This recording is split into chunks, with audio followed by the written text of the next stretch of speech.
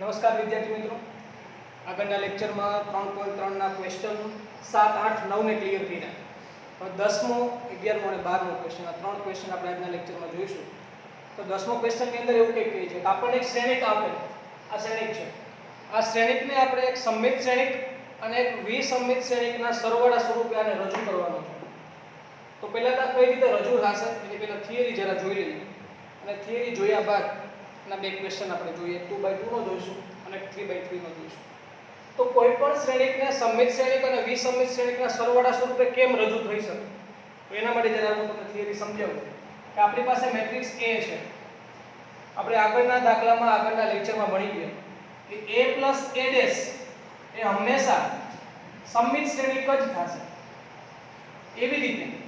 A - A' હંમેશા વિસમમિત શ્રેણિક જ બનશે. પણ આપણે તો A મેટ્રિક્સને સમમિત અને વિસમમિતના સરવાળા સ્વરૂપે રજૂ કરવું છે. આ સમમિત થયું અને આ વિસમમિત થયું, એના સરવાળા સ્વરૂપે આ A મેટ્રિક્સ, મતલબ કે આ બંનેનો સરવાળો નો જવાબ આપણને A મળવો જોઈએ. જરા ચેક કરીએ શું સરવાળો A થાય છે.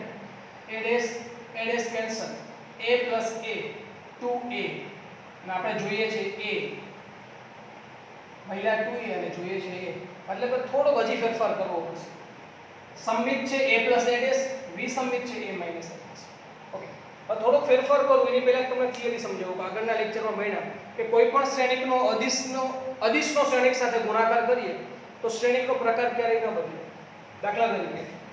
અહીંયા 1 2 5 આ એક મેટ્રિક્સ લખ્યો છે. તો આ મેટ્રિક્સને 2 થી મલ્ટીપ્લાય કરું તો 2 4 10 થાય. આ શ્રેણિક કયો થયો? હાર શ્રેણિક. તો આ શું છે? આ પણ હાર શ્રેણિક જ છે. મતલબ શું થયું? મેટ્રિક્સને અદિશથી મલ્ટીપ્લાય કરવા છતાં પ્રકારમાં કંઈ ફેરફાર ન થયો. તો એવી જ રીતે આ A + A', એવી જ રીતે A + A' સમમિત શ્રેણિક છે. જો હું એને 1/2 થી મલ્ટીપ્લાય કરું તો પણ સમમિત શ્રેણિક જ રહેશે. એવી જ રીતે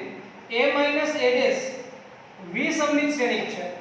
અને એને 1/2 થી મલ્ટીપ્લાય કરું તો પણ એ વિસમમિત શ્રેણિક જ રહેશે. કહેવાનો મતલબ કે હવે આપણો જે પ્રશ્ન હતો કે બંનેનો સરવાળો કરવાથી સમમિત શ્રેણિક અને વિસમમિત શ્રેણિકનો સરવાળો કરવાથી જે આપણે A જોઈતા હતા એ હવે આપણને A મળશે. કઈ રીતે? કે જો આ A + A' તો સમમિત છે જ, અને એને 1/2 થી મલ્ટીપ્લાય કરું તો પણ આ સમમિત જ રહેશે. એવી રીતે A - A' આ વિસમમિત છે, એને હું 1/2 થી મલ્ટીપ્લાય કરું તો પણ એ વિસમમિત શ્રેણિક જ રહેશે. હવે આ બંનેનો સરવાળો, કારણ કે એક સમમિત શ્રેણિક અને એક વિસમમિત શ્રેણિકના સરવાળા તરીકે આપણે A ને રજૂ કરવા છે. જો બંનેનો સરવાળો કરીએ તો 1/2 A એટલે કે અડધો A પ્લસ અડધો A', અડધો A પ્લસ માઈનસ માઈનસ અડધો A', તો અડધો A' અને આ માઈનસ અડધો A' કેન્સલ થઈ ગયા. આ અડધો A અને અડધો A મતલબ થયો આખો A. તો હવે આપણે જે A ને રજૂ કરવાના હતા એ A રજૂ થઈ ગયા. સમમિત અને વિસમમિતના સરવાળા સ્વરૂપે રજૂ થયા છે. મતલબ ફાઇનલી આપણને શું મળ્યું કે A = half A + A' plus half A - A'. તો આ વસ્તુને આપણે યાદ રાખશું. દરેક શ્રેણિક માટે આ સાચું થશે. A = 1/2 A + A' plus 1/2 A - A'. ચલો, તો આપણને કોઈ પણ ક્વેશ્ચન આપે, કોઈ પણ શ્રેણિક આપે અને કહે કે આપેલા શ્રેણિકને તમે સમમિત શ્રેણિક અને વિસમમિત શ્રેણિકના સરવાળા સ્વરૂપે રજૂ કરો, તો આપણી પાસે આ વસ્તુ હોવી જરૂરી છે. ઓકે, આ થિયરી જોયા બાદ હવે દાખલો જોઈએ તો વધારે ખ્યાલ આવશે કે કઈ રીતે આ વસ્તુ બને છે.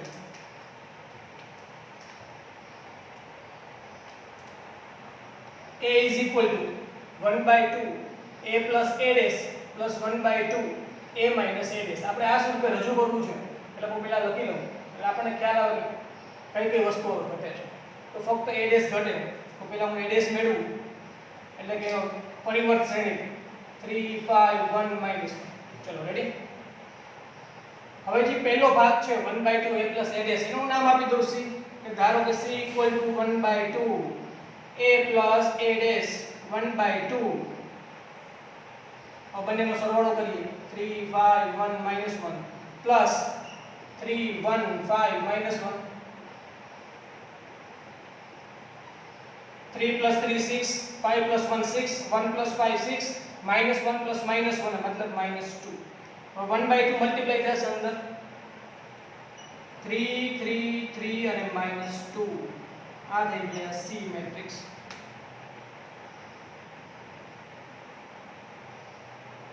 ઓકે એવી જ રીતે D મેટ્રિક્સ મેળવ્યું જ્યાં બીજો ભાગ છે એનો D નામ આપી દો 1/2 A minus A dash 1/2 પેલા A matrix 3 5 1 minus 1 plus A dash 3 1 5 minus 1 चलो 3 plus 3 6 5 plus 1 6 1 plus 5 6 અને minus 1 plus minus 1 minus 2 sorry minus करवाना છે माइनस तो 3 minus 3 0 5 minus 1 4 1 minus 5 minus 4 અને minus 1 minus minus plus 1 मतलब 0 तो 1/2 મલ્ટીપ્લાય કરી અંદર તો આ થઈ ગયા 0 2 minus 2 અને 0 આ મળ્યા D ઓકે પ્રશ્ન એવું કહે છે કે શ્રેણિકને એક સમમિત અને એક વિસમિતના સરવાળા સ્વરૂપે રજૂ કરવાના છે તો જરા વિચારો તો શું આપણને C અને D મળ્યા એ સમમિત અને વિસમિત છે હા એ તો આપણે પહેલા જ કીધું કે આ 1/2 A plus A dash કેવા છે સમમિત છે અને 1/2 A minus A dash વિસમિત છે સાબિત કરવું હોય તો જોઈ શકો છો આનું તમે D dash મેળવો પહેલી હારનું સ્તંભમાં રૂપાંતરણ થાય બીજી હારનું બીજા સ્તંભમાં રૂપાંતરણ થાય માઈનસ કોમન લ્યો तो 0 2 minus 2 0 तो આ હકીકતમાં શું થઈ જાય માઈનસ d થઈ જાય કારણ કે આ વસ્તુ તો d છે already therefore d dash equal to minus d તેથી d વિસમિત છે એવી રીતે આ c ને આપણે સમિત બતાવવું છે તો c dash મેળવો 3 3 આ પહેલો સ્તંભ થઈ ગયો આ બીજો સ્તંભ તો આ બંને ઓલરેડી સેમ થયા તેથી C dash equal to C તેથી C સમમિત છે હવે આપણે વાત એવી હતી કે શ્રેણિકને સમમિત અને વિસમિતના સરવાળા સ્વરૂપે રજૂ કરવું છે ઓકે C સમમિત પડી ગયો D છે એ વિસમિત છે તો ફાઇનલી બંનેના સરવાળા સ્વરૂપે આપણે રજૂ કરવું હોય તેથી A is equal to આ વસ્તુને આપણે C મેટ્રિક્સ કીધા છે પ્લસ આ વસ્તુને આપણે D મેટ્રિક્સ કીધા છે જરા જોઈએ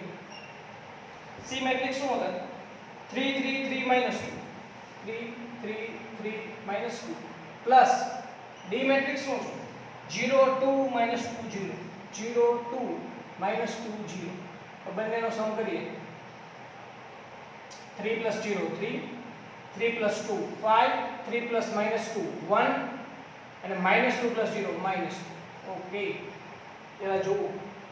શું આપણે શરૂઆત જ્યાંથી કરી હતી મેટ્રિક્સ આપણને મળે છે જોઈ 3 5 1 -1 જોઈ શકો તો વિદ્યાર્થી મિત્રો અહીંયા આપણા પહેલો ક્વેશ્ચન ક્લિયર કર્યો ત્યારબાદ આ 2/2 નું એક એક્ઝામ્પલ આપણે જોયું તો એવી જ રીતે 3/3 નું પણ એક્ઝામ્પલ જોઈએ અને ત્યારબાદ બે MCQ ને ક્લિયર કરીએ તો 3/3 નું એક્ઝામ્પલ જોવા માટે ક્વેશ્ચન નંબર 10 નો ત્રીજો ક્વેશ્ચન જે છે એ 3/3 માટે છે મેટ્રિક્સ લખું છું પહેલા 3 3 -1 -2 -2 1 -4 -5 2 ચલો તો આપણા નિયમ મુજબ 1/2 a plus a dash plus 1/2 a minus a dash જેને આને હું c કહીશ અને આને હું d કહીશ તેથી a is equal to c plus d તો સૌપ્રથમ c મેળવીએ 1/2 a plus a dash 3 3 minus 1 minus 2 minus 2 1 અને minus 4 minus 5 2 આ a matrix plus a dash એટલે કે એનો પરિવર્ત મેળવવાનો છે 3 3 minus 1 minus 2 minus 2 1 minus 4 minus 5 2 ચલો હવે બંનેનો સમ થશે 3 plus 3 6 3 plus minus 2 1 minus 1 plus minus 4 minus 5 minus 2 plus 3 1 minus 2 plus minus 2 minus 4 1 plus minus 5 minus 4 minus 4 plus minus 1 minus 5 minus 5 plus 1 minus 4 then 2 plus 2 4 चलो હવે 1/2 ની અંદર મલ્ટીપ્લાય કરીએ તો આ થયા 3 1/2 minus 5/2 1/2 minus 2 minus 2 minus 5/2 minus 2 અને લાસ્ટમાં 2 આ મળ્યા આપણને C મેટ્રિક્સ ઓકે તો શું આ C મળ્યા 1/2 a plus a dash submit થાય છે જરા જોવું આ હાર છે 3 1/2 minus 5/2 એનો પેલો સ્તંભ જુઓ પહેલી હાર અને પેલો સ્તંભ જુઓ 3 1/2 minus 5/2 એવી રીતે 1/2 minus 2 minus 2 તો બીજો સ્તંભ જુઓ 1/2 minus 2 minus 2 ત્રીજી હાર જુઓ minus 5/2 minus 2 2 તો ત્રીજો સ્તંભ જુઓ minus 5/2 minus 2 અને 2 મતલબ શું થયું કે C શ્રેણિક તેથી C અહીંયા C dash equal to C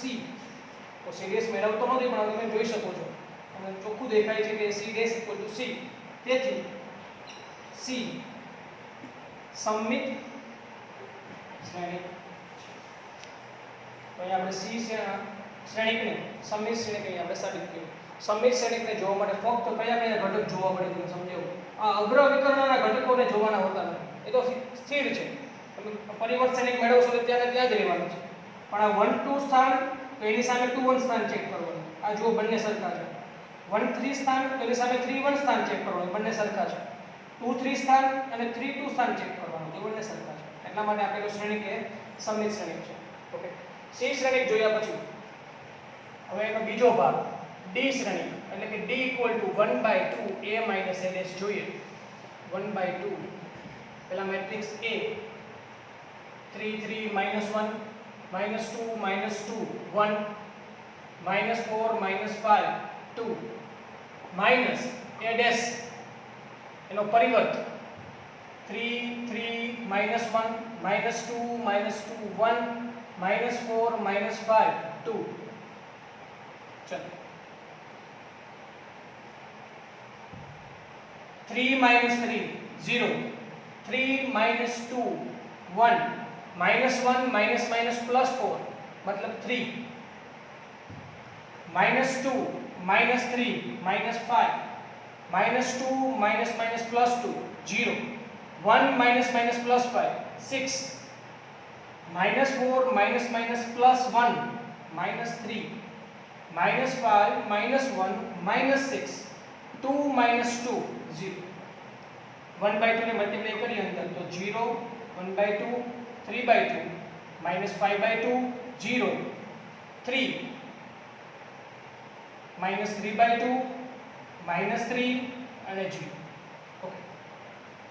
આ થયો D મેટ્રિક્સ તો V સમમિત શ્રેણિકમાં જોવાનું શું હોય પહેલા તો અગ્ર વિકર્ણના તમામ ઘટકો અહીંયા 0 હશે અગ્ર વિકર્ણના તમામ ઘટકો 0 હશે V સમમિત શ્રેણિકની અંદર જોઈ શકો છો તમામ ઘટકો 0 છે ઓકે બીજું શું જોવાનું તો 1/2 નું સ્થાન અને 2/1 નું સ્થાન 1/2 અને 2/1 આ બંને સ્થાન 3/2 આનું તમે રૂપાંતરણ કરશો પહેલી હારનું બીજા સ્તંભ પહેલી હારનું પહેલા સ્તંભમાં બીજી હારનું બીજા સ્તંભમાં તો એટલા માટે આ પેલો શ્રેણિક એ વિસંમિત શ્રેણિક થશે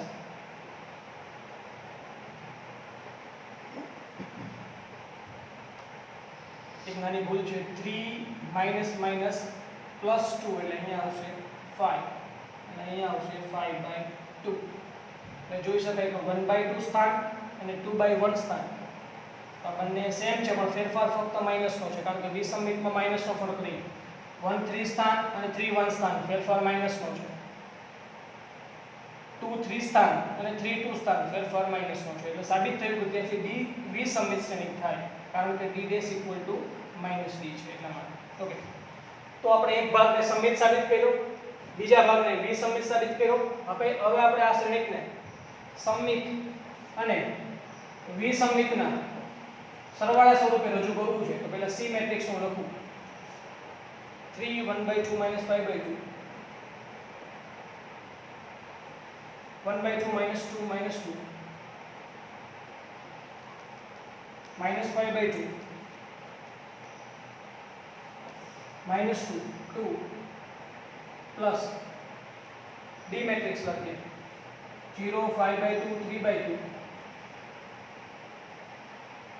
-5/2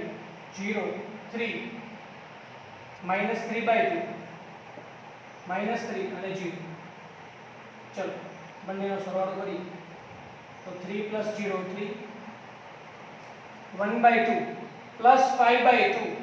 મતલબ કે અડધું ને અઢી એટલે આખા 3 આ માઈનસ અઢી ને પ્લસ ડોટ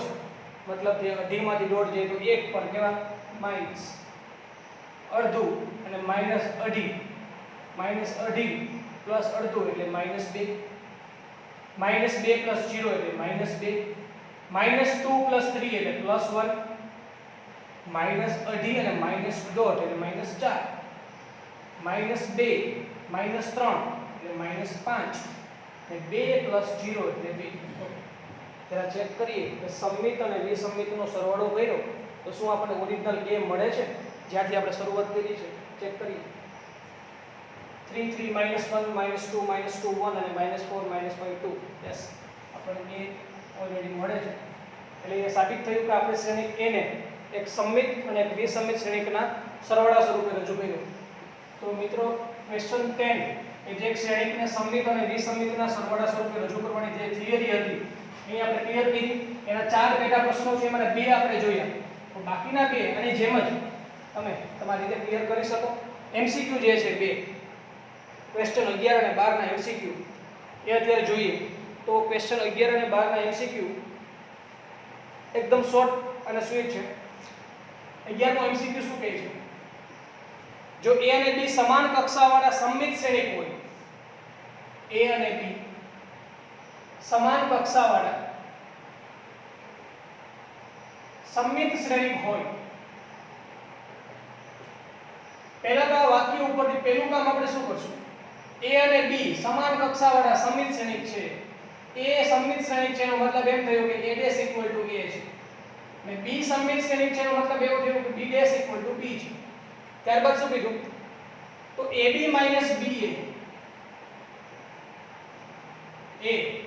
ખાલી જગ્યા છે મતલબ શું થયું કે ab - ba જે મેટ્રિક્સ છે આ મેટ્રિક્સ જોઈતા એમ લાગે છે આ મેટ્રિક્સ નથી પણ મેટ્રિક્સ છે તમે વિચારો a અને b મેટ્રિક્સનો ગુણાકાર કરવાથી પણ મેટ્રિક્સ જ મળશે b અને a નો ગુણાકાર કરવાથી પણ મેટ્રિક્સ મળશે અને બે મેટ્રિક્સની બાદબાકી કરશો તો પણ એક મેટ્રિક્સ મળશે મતલબ કે ફાઇનલી એક મેટ્રિક્સ છે તો આ જે મેટ્રિક્સ છે કેવો મેટ્રિક્સ છે આ કેવો શ્રેણિક છે એ આપણે દર્શાવવું છે તો